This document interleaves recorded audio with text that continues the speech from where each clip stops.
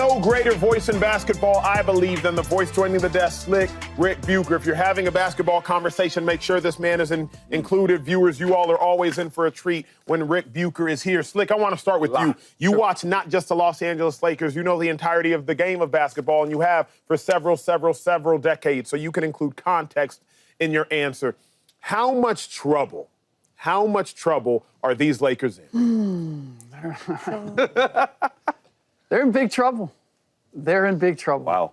Look, it's only one playoff game, but there's so many factors here that go into why I say that. And let's start with the fact that it's not like the Minnesota Timberwolves came out of the gate and blew their doors off. It was the other way. Lakers came out rolling. Lakers looked good. And the Minnesota Timberwolves took that punch and said, we got something for you. And so the things that happened in that game, can the Lakers play better? Absolutely. There's a bunch of things that they can do to improve. But they don't have an answer for the Minnesota Timberwolves' depth or their athleticism. How do you change that from game one to game two? And I said going into this series, for the Minnesota Timberwolves to win, Anthony Edwards was going to have to level up. He was going to have to play beyond what we've seen him play to this point. Always a great talent, but he was going to have to play a cerebral game. This was the most composed, poised game that I've ever seen him play in the playoffs. 22 points, 8 rebounds, 9 assists, only 1 turnover. And he missed some time, too, with the injury he had. He just was composed. So if things are going to change for the Lakers, it's going to have to be on the Timberwolves' end of things. Right. Edwards is going to have to revert, right? They're going to have to make the mistakes that they've made in the past. They're going to have to get emotional the way they did against the Dallas Mavericks when things went sideways last year. But I didn't see any of that. And when I heard Anthony Edwards saying, yeah, you know what? You go ahead. You favor the Lakers. They're supposed to win. Did you know that, Slick? Man, I said playoffs is here. If he keeps that mindset, if he's like, you know what? Don't give me anything. I'm going to prove something to you. If he keeps that mindset, the Lakers are in big trouble. They in some trouble. They in a little trouble, though. Right now, the trouble. Everybody can get out of trouble. I've been in trouble a lot of times, right? And I'm scared they're going to call my parents. And I find a way to finesse the principle not to call my parents. So they are in trouble, but it's not the end of the world. Okay. But they need to figure out the small ball thing. I don't like it. Yeah, I don't like the small ball. You know, I think Jackson Hayes should play a little bit more, get some pick and rolls with him, some easy alley hoops. And you need somebody to protect the rim. Yep. Right? I don't know if you see what McDaniel said. He said, but yo, I come to the rack when Jackson Hayes is out. I'm the tallest guy on the court. Wow. They played in front of the rim all day. Right? Okay, on offense. Luka had 37. He balled out. But it ain't like a fluent offense. You got to get LeBron. You got to get Austin Reeves involved. Move the ball around. Okay, defensive-wise. We got to figure this thing out on defense. Because now that everybody's trying to attack Luka, that's just the game plan. Wherever Luka's at, we attacking him. They attacked him. And everybody's helping out so much, you getting all these wide open shots. So you say, no, they're not going to shoot the ball as well next time. Well, I don't know that. Because if I'm getting open shots, setting my feet, really locking in, it's a better chance I'm going to make that. And that's what they were doing. And the second thing that's an issue for me, I'm trying to figure out how can they work this issue out. They are so much more athletic than the Lakers, man. Does it not show out? They match up well. You had Austin Reeves guarding Ant-Man. He had 22 points and missed like 8-9 minutes from a little injury he had.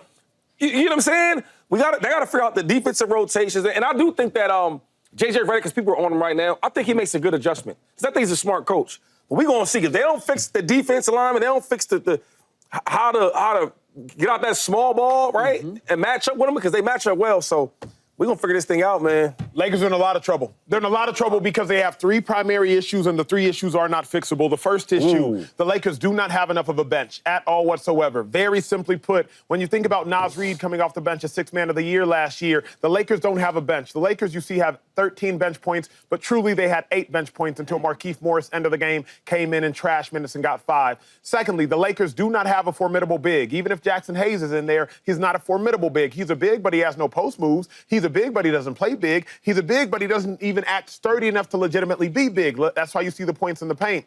The T-Wolves, 44 points in the paint to the Lakers, 32. And then lastly, because of the lack of size and the lack of depth of size, the Lakers get out-rebounded as well because Luka Doncic has to be their primary rebounder when Jackson Hayes, your starting center, plays 8 minutes. Lakers don't have size. Lakers don't have size in the paint. And also the Lakers do not have a formidable bench. So when you're getting outscored on the bench, you're in trouble.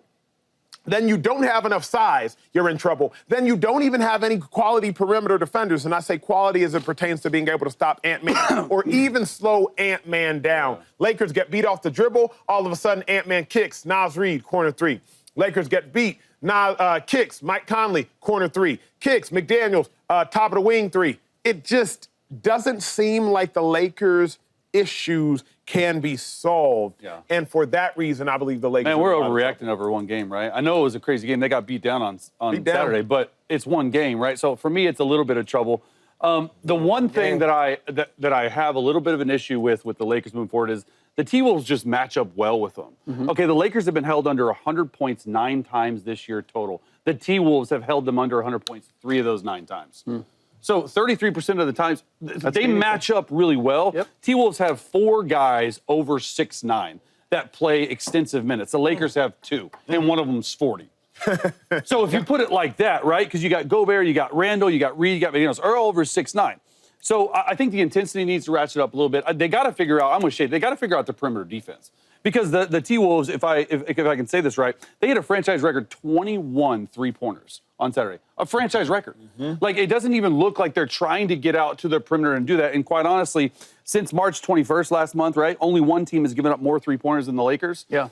So, like, where's the defense at? We know they can score, but if they get held to under 100 points and they don't play good defense, how in the world are you going to change this around? So I think they're in a little bit of trouble. To say a lot after one game, if you go down 2-0 at home, that's a lot of trouble because you've already lost. Chase, but let me, I heard you say only one game. Now, when's the playoffs start, Chase? 7-game series. Now, when's the playoffs start, though? You still have the best scorer. No. When does playoffs start? When the road team wins. When the road team wins one game. They lost it. I'm with you. That's trouble. Yeah. No, this is what I'm really fascinated to see what J.J. Redick does. Because to your point, playing Jackson Hayes. Okay, so you play Jackson Hayes, which probably means Rudy Gobert is on the floor more. Which means at the defensive end, Luka Doncic is going to hunt that switch, right? Okay.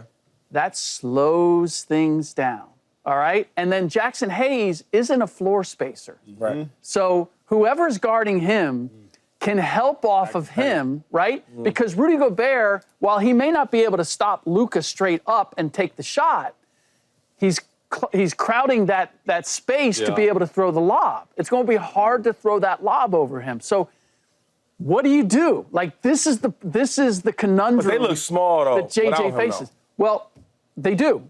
But that's who they are. Just because you got Naz Reid, 25 years old. You got Julius Randle. You got Jaden McDaniels. Like, they're long and athletic. And it's easy to say, we got to stop the dribble penetration. Okay. You got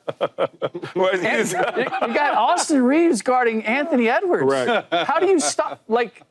And Dante DiVincenzo coming off the bench, and Mike Conley can take you off the dribble. So the defense is going to collapse. They have to make a choice. Are we going to stay at home on the 3-point shooters?